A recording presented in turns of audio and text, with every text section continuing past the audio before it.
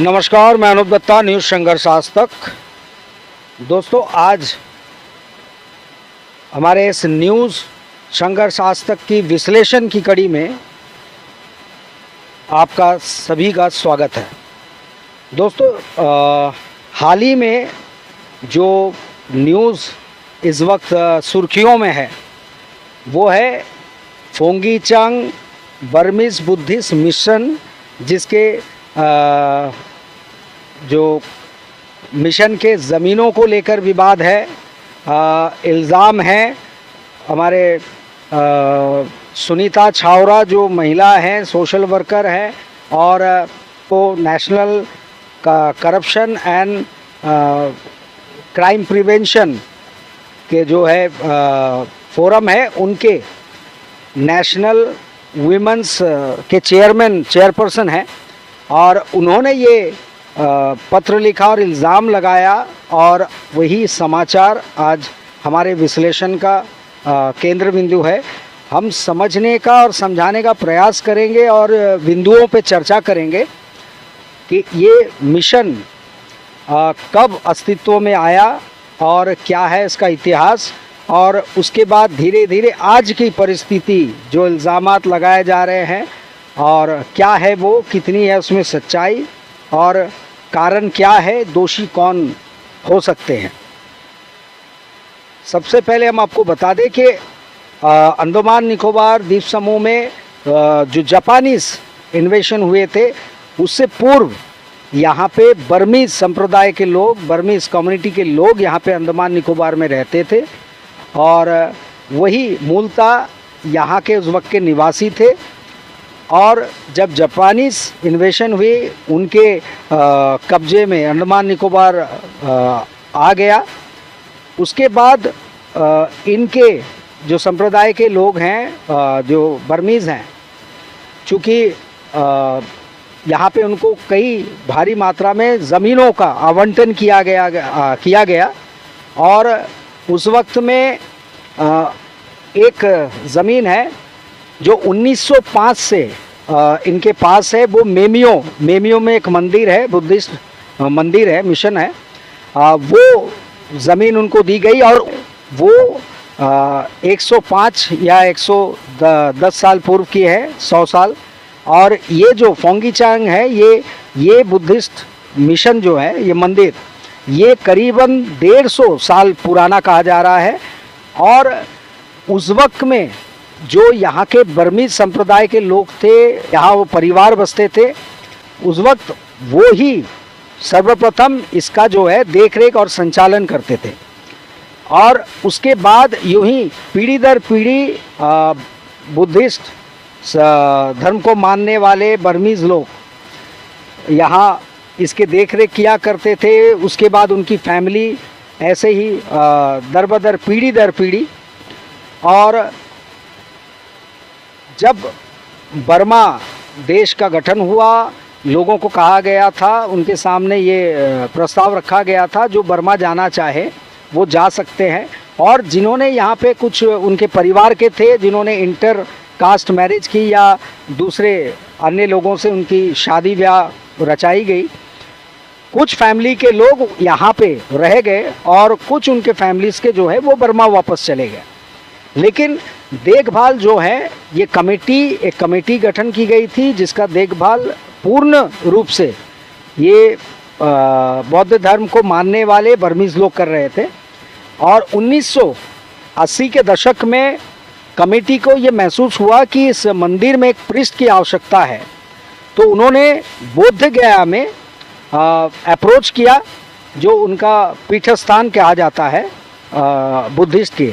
वहाँ पे उन्होंने संपर्क साधा और उनके ज़रिए आसाम से एक प्रीस्ट को, जिनका नाम जिनोवोन सा कहा जा रहा है, वो सर्वप्रथम उनको भेजा गया यहाँ पे।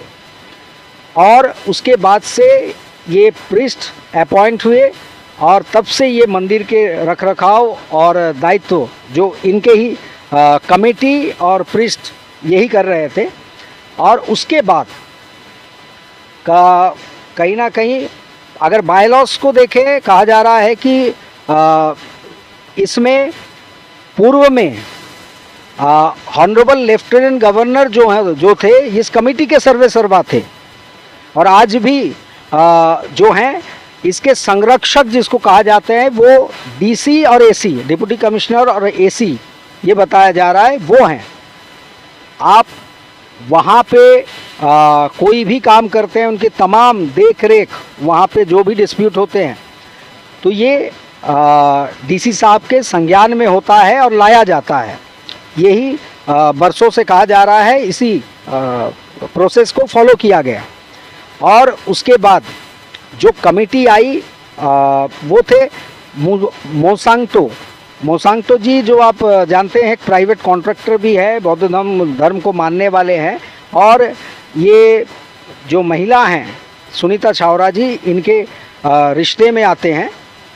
और आज शायद जो पूर्व कमेटी थी जो इनके, उनमें से जो दस्तावेज पाए गए हैं और जो कमेटी पुराने कमेटी मेंबर्स के जो लिस्ट पाए गए हैं उनमें केवल एक जीवित मेंबर का जिक्र किया गया है, और वो जीवित है, वो हैं ये 60 वर्षीय, जिनका 60 वर्ष से ऊपर हो गया आयु, मोसांगटो जी हैं जो इस वक्त में जीवित है, और बाकियों का निधन हो चुका है। और उसके बाद से कहा जाता है कि लंबे समय से यहाँ कोई कमेटी रिकॉन्स्टिट्यूट नहीं की गई, फॉर्म नहीं किया गया, सुप्त था और आज भी वैसे ही हाल में है। और उसके बाद जो प्रीस्ट की जानकारी आ रही है, जो पहले प्रीस्ट जिन्होंने कहा कि कुछ ज़मीनों को उन्होंने रहने के लिए दिया। एबरडीन में जब यहाँ पे बाज़ार में आग लगी थी तो उनको ह्यूमैनिटेरियन ग्राउंड में मानविकता के आधार पे उनको रहने दिया, जिसमें प्रश्न चिन्ह लगे। और कहीं ना कहीं न्यूज़ के माध्यम से जो दूसरे चैनल में जो सामने आई है तथ्य, जो कहा जा रहा है कि प्रीस्ट को सर्वसम्मति से अभी जो वर्तमान प्रीस्ट है उसको रखा गया है। तो कोई भी संगठन, मंदिर हो, और उससे पहले हम चर्चा को आगे बढ़ाएं, एक चीज़ आपको जानकारी में कह देना चाहते हैं कि एक मामला सामने आया था जिसमें सुप्रीम कोर्ट ने अपनी राय दे और फैसला दिया था, ऑनरेबल सुप्रीम कोर्ट ने। और सवाल ये थे कि मंदिर के जो है वो किसी भी धार्मिक जो संस्था है या मंदिर हो उसके मालिक कौन है। तो साफ तौर पे कहा गया था और कहा गया है कि मालिक जो होगा उस ज़मीन का, मंदिर का, वो मालिक होगा भगवान। जो जिस भगवान की मूर्ति है वह भगवान मालिक होगा। और वहाँ पे इसी पे केंद्रित करके मंदिर से रिलेटेड जो भी डेवलपमेंट आने वाले वक्त में करना है उसकी देखरेख एक कमेटी करेगी। कमेटी सर्वे सर्वा होगी जो सर्वसम्मति से कोई भी चीज़ का निर्णय करेगी, जिसका मिनट्स मेंटेन किया जाएगा, मिनट्स बुक रहेंगे, बाकायदा लेन देन के रिसीव रखे जाएंगे, प्राप्ति रिसीव रखी जाएगी। और इस वक्त में जो इल्ज़ाम इन पे लग रहा है कि कमेटी जब रिकॉन्स्टिट्यूट नहीं हुई, वो दस्तावेज इनके पास नहीं है। और जब यहाँ पे उस वक्त में हम अगर 90 की दशक के माने या 2000 की माने तो यहाँ पे कितने घर थे? क्या वो पूरे आरसीसी थे? नहीं। आपने देखा होगा, आपके भी जहन में होगा कि वहाँ सेमी आरसीसी या लकड़ियों का मकान हुआ करता था।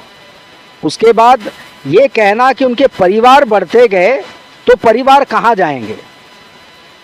परिवार वहीं पे रहने लगे, एक मकान में ही 2 मंजिला 3 मंजिला में उनके पुत्र के पुत्र ऐसे पीढ़ी दर पीढ़ी वहीं पे बस गए। लेकिन सवाल ये है, जो इनके कंप्लेन जो लेटर है उसमें जो पूछा जा रहा है वो ये था, सुनीता छावरा जी ये पूछना चाह रही थी, जो हम भी बताना चाह रहे हैं कि इनका पूछना है कि इसको अधिकार इस कमेटी को किसने दिया कि वहाँ पे लोगों को बसाया जाए? ये अनुमति उनको किसने दी? और क्या प्रीस्ट को रखते वक्त वहाँ पे बौद्ध धर्म को मानने वाले या फिर जो पुराने यहाँ पे आपके बुद्धिस्ट और बर्मीज लोग हैं, क्या उनको शामिल किया गया? अगर शामिल किया गया, मीटिंग हुई थी, तो वो मिनट्स कहाँ पे है? वो मिनट्स कहाँ है? साल दर साल की ऑडिट कहाँ है? और जितने आंकड़े पैसों के लेन देन हुए, जो डोनेशन के तौर पे हो, रेंट के तौर पे हो, वो हिसाब हर साल का क्या वो ऑडिट में दिखाया गया? क्या उनके पास है? एक पक्ष का कहना है, जो इस वक्त में कंप्लेनेंट है, उनका कहना है कि वो ये तमाम दस्तावेज दिखाएं और कमेटी की क्या मान्यता है वो दिखाएं, जिसमें वर्षों पहले उपराज्यपाल महोदय खुद इसके सर्वे सर्वा रहे हैं और जिनकी देखरेख में कमेटी चलती थी, और संरक्षक जहाँ पे डिप्टी कमिश्नर इस वक्त भी हैं। अगर यहाँ प्रक्रिया रूल की माने तो क्या उनके संज्ञान में है? वर्षों से कमेटी, आपको पता होगा कि किसी भी धार्मिक संस्था हो, कोई क्लब हो या कोई और जगह जहाँ एडमिनिस्ट्रेशन या सरकार की अनुमति के साथ रजिस्ट्रेशन के साथ वो संस्था चलती है, वहाँ पे छोटी डेवलपमेंट के लिए भी वहाँ committee meeting, general body meeting होती है, जिसमें बाकायदा मिनट्स लिखा जाता है कि आपका प्रपोजल क्या है, इस वक्त एजेंडा क्या है। वो एजेंडा को सर्वसम्मति से 1/3 मेजॉरिटी से पास करवाया जाता है। तत्पश्चात जाकर यहाँ पे आप कोई डेवलपमेंट का काम कर सकते हैं। तो क्या इतनी बड़ी बस्ती, इतने आज बड़े बड़े बिल्डिंगें खड़ी हो गई है, क्या उनके परिवार जो हैं वो दूसरे घर को और एक्सटेंशन मॉडिफाई करना चाहते हैं, एक्सटेंशन करना चाह रहे थे? क्या उसके संदर्भ में कोई अर्जी आई थी, जिसको इस वक्त में कंप्लेनेंट कह रहे हैं कि इल्लीगल कमेटी कह सकते हो, जिसकी मान्यता नहीं है? और मान्यता दी है तो किसने दी है? क्या वो कागज़ दिखा पाएंगे? क्या वो तमाम रिसीव, तमाम मिनट्स बुक के डिटेल्स वो दे पाएंगे? और एक ख़ास चीज़ है जो आपके संज्ञान में इस वक्त चर्चा का विषय है हमारे विश्लेषण की कड़ी में, कि साल दर साल सेंसस होता है, जनसंख्या के गणना की जाती है, वैसे यहाँ घरों की भी गणना की जाती है। तो कहा जा रहा है, जो कुछ वर्ष पूर्व 2021-22 की गणना के अनुसार कहा जा रहा है, जो खबर है इस वक्त में, करीब 300 से 350 घर कहा जा रहा है वहाँ पे थे। और 2022-23 और अब 24 आते आते वहाँ के घरों की संख्या जो है वो करीबन 500 जो है उनके आंकड़े पहुँच गए हैं। तो ये 500 घर, इतने एक्सेस घर कंस्ट्रक्शन कैसे हो गए? क्या ये जवाब कमेटी के पास होगी, जिसके पास इस वक्त सवाल उठ रहे हैं, जिसके ऊपर कि इनके मान्यता है अथवा नहीं? और ये भी सवाल उठाया जा रहा है, जो हमारी जानकारी के अनुसार कहा जा रहा है कि एक जो सेक्रेटरी इस वक्त में अपने आप को उस कमेटी के सेक्रेटरी का होने का दावा कर रहा है 2010 से, वो जो है यहाँ भंडारे में भंडारी का काम करता था। तो एक भंडारी को सेक्रेटरी के पद पे लाने के लिए क्या बायलॉज के अकॉर्डिंग प्रोसीजर फॉलो करके, बाकायदा मीटिंग करके, मिनट्स में ला करके, सर्वसम्मति से क्या वो उनको वो पोस्ट दिया गया? क्या उसको शामिल किया गया? क्या वो उस दस्तावेजों को दिखा पाएंगे? अगर नहीं दिखा पाएंगे तो यहाँ बहुत बड़ी समस्या खड़ी होती है और कहीं ना कहीं ये व्यापक पैमाने में हुआ आप घोटाला कह सकते हो। अगर ये सिद्ध हो जाता है और ये अपने पक्ष में वो दस्तावेज नहीं दिखा पाते हैं तो ये जांच का विषय है और बड़े व्यापक पैमाने में जांच का विषय बन जाएगी। और साथ ही साथ आप ये यहाँ पे जो बिल्डिंगें आप देख रहे हैं और हाल फिलहाल में कुछ वर्षों पूर्व जो तेज रफ्तार से हुई, इसकी जब जानकारी के लिए उक्त जो महिला है, जो कंप्लेनेंट है, उन्होंने जब म्युनिसिपल से उनके क्लैरिफिकेशन मांगे तो म्युनिसिपल ने साफ तौर पे ये कह दिया कि इन तमाम बिल्डिंगों के कोई भी बिल्डिंग प्लान अप्रूवल नहीं है, हमने नहीं दी है। अगर नहीं दी है, कहीं ना कहीं इस वक्त थोड़े समय के लिए म्युनिसिपल अपना पल्ला तो झाड़ सकता है लेकिन बच नहीं सकता। कुछ सवालात फिर भी रह जाते हैं कि जहां म्युनिसिपल काउंसिल म्युनिसिपल के अलग अलग क्षेत्र में, जंगलों में, दूर दराज इलाके में कोई गरीब फैमिली जब टीन के घर, लकड़ी का घर एक ढांचा खड़ा करती है या प्रयास करती है, बाकायदा इनका टीम वहां पहुंच जाता है और उसको तुड़वा दिया जाता है या तोड़ दिया जाता है। और वही म्युनिसिपल हेडक्वार्टर के ठीक 100 से मीटर के डिस्टेंस में एक इतने बड़े क्षेत्रफल में लगातार कंस्ट्रक्शन होता रहा और पूरा का पूरा म्युनिसिपल काउंसिल जो जिम्मेदार है इस चीज को देखरेख करने के लिए, इस पे एक्शन लेने के लिए, वो खामोश बैठा रहा सालों साल। कॉमर्शियल बिल्डिंग बनता हुआ दिखाई दिया, वो आंखें बंद रही। लोगों को दिख रहा था, उनको नहीं दिख रहा था। कई ऐसे चीजों के लिए वहां लाइसेंस प्राप्त किए गए, बिल्डिंग बनती गई तो क्या उन्होंने जुबान बंद करने का, आंख बंद करने का और कान भरने के कोई फीस चार्ज किए थे क्या? सवाल यहाँ पे उठ खड़ा होता है।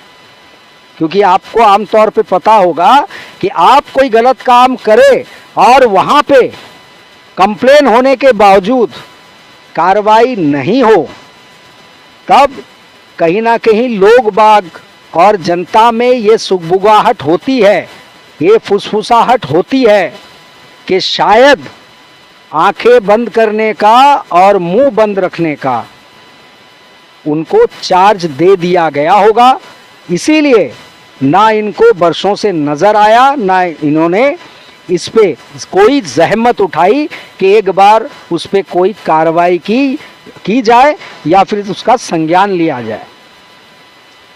इसके बाद एक और पहलू है इसमें, ये तमाम वहाँ पे घर के कंस्ट्रक्शन हुए, कॉमर्शियल बिल्डिंग के कंस्ट्रक्शन हुए और वहाँ पे रोड भी बनाया गया बाकायदा, सुंदर सुसज्जित। अब जिसका जिक्र वो कर रहे थे कि डेवलपमेंट वर्क किया गया, तो आपको एक जानकारी दे दे कि कहा जा रहा है कि एक सूत्रों के हवाले से कि पिछले 15 से 20 साल तक अभी तक वहाँ के किसी भी घर या बिल्डिंग द्वारा अभी तक म्युनिसिपल को इसके टैक्स नहीं पेमेंट किए गए। अगर टैक्स नहीं पेमेंट किए गए, प्रॉपर्टी के टैक्स यहाँ पे म्युनिसिपल को बांधा गया, तो किस रेवेन्यू से और किस आधार पे यहाँ पे सड़क बनाने के लिए अनुमोदन दिया गया? यहाँ एक बहुत बड़ा प्रश्न चिन्ह खड़ा होता है कि जहाँ पे म्युनिसिपल ये कह रहा है अप्रूवल नहीं दिया बिल्डिंग प्लान, उसके बावजूद बिल्डिंग बनते रहे और वो खामोश रहे। 15 से 20 साल तक किसी ने टैक्स नहीं बांधा, लेकिन कहा जा रहा है और दिख रहा है कि अप्रूवल दिया गया सड़क बनाने का, अप्रूवल दिया गया वहाँ पे ड्रेन, हाई ड्रेन बनाने के, फुटपाथ बनाने के, तो जब वहाँ के लोगों ने टैक्स दिया नहीं तो किसके पैसे का इस्तेमाल यहाँ पे किया गया? बाकी तमाम दूसरे टैक्स पेयर जो दूसरे वार्ड में रहते हैं, वो चाहे हम हो, आप हो, कोई और हो, उनके पैसों का इस्तेमाल कहीं ना कहीं वो फंड का इस्तेमाल यहाँ कर दिया गया। तो क्या ये जायज़ है? और एक बात और साफ तौर पे जो इस वक्त में विश्लेषण की कड़ी में बोलना चाहूँगा और आप तक पहुँचाना चाहूँगा कि अब जो है ये एक रुख अख्तियार कर चुकी है कि अब जो इनका दावा है कंप्लेनेंट का कि मंदिर के ट्रस्ट में, मंदिर के कमेटी में पैसे कितने हैं, मंदिर के हालात ऐसे बदतर कैसे है, जब लगातार यहाँ पे बिल्डिंगें बनती गई, घर बनते गए, लोग बाग आबादी बढ़ती गई और कहा जा रहा है इनसे पैसे भी लिए जाते हैं, कभी साल में, कभी महीने में, जो नहीं दे पाते हैं वो साल में देते हैं। तो कौन से डेवलपमेंट में आपने लगाया? मंदिर जो अब तक इनकी मीनारे, गुंबदें और बढ़ जानी चाहिए थी, वो दिन ब दिन जो है आज डेट्रॉयट कंडीशन में, यानी कि ध्वंस स्तूप जिसको कहते हैं, मलबे में तब्दील होता जा रहा है। तो क्या ये हिसाब वो दिखा पाएंगे? क्या वो मिनट्स बुक दिखा पाएंगे जिसमें अनुमति ली गई थी, एजेंडा रखा गया था, सर्वसम्मति से पास किया गया था? कमेटी में बौद्ध धर्म को मानने वाले, जो कहा जा रहा है रूल्स के हिसाब से, बौद्ध धर्म को मानने वाले जो बर्मीज लोग हैं, उन पे उनकी भागीदारी था उस कमेटी में। अगर 12 लोग हैं उसमें से 8 होना चाहिए, क्या 8 व्यक्ति हैं? आज बौद्ध मंदिर में दूसरे संप्रदाय के लोगों की भरमार किसके आदेश पे, किसकी सम्मति से, किसके अनुमोदन से हो रहा है और जो चल रहा है, इसका जवाब भी इनको देना होगा और हमें भी खोजने की आवश्यकता है। बहरहाल ये पूरी परिस्थिति को देखते हुए ये कहा जा सकता है कि सबसे पहले हम चाहेंगे कि जिस मंदिर को 150 साल जिसकी आयु हो गई है, इसे धरोहर घोषित कर दिया जाए और इस विषय को गंभीरता से लेते हुए कहीं ना कहीं जांच की आवश्यकता है, गहन छानबीन की आवश्यकता है, गहराई में उतरने की आवश्यकता है।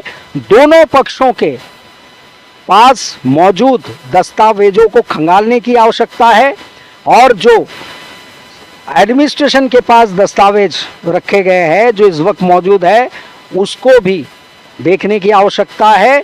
और अगर यहाँ व्यापक पैमाने में धांधली हुई, घोटाले हुए, अनैतिक तरीके से, इलीगल तरीके से, आउट ऑफ द वे अगर यहाँ पे वर्षों से काम हो रहा है, तो इसमें कार्रवाई की ज़रूरत है और त्वरित कार्रवाई की ज़रूरत है, तुरंत कार्रवाई की ज़रूरत है और इनको कटघरे में लाना बहुत ज़रूरी है। चाहे वो पक्ष हो या विपक्ष, जो भी इसमें दोषी पाए जाए, अगर उनका दावा गलत साबित होता है तो उनको कटघरे में खड़ा करना बहुत ज़रूरी है, क्योंकि यहाँ कहीं ना कहीं ये विषय धार्मिक आस्था से जुड़ी है, लोगों के भावनाओं से जुड़ी है और लोग, अंडमान निकोबार के द्वीप समूह के लोग बेसब्री से इंतज़ार कर रहे हैं उस समय का कि कब वो दिन आएगा, कब दूध का दूध और पानी का पानी होगा,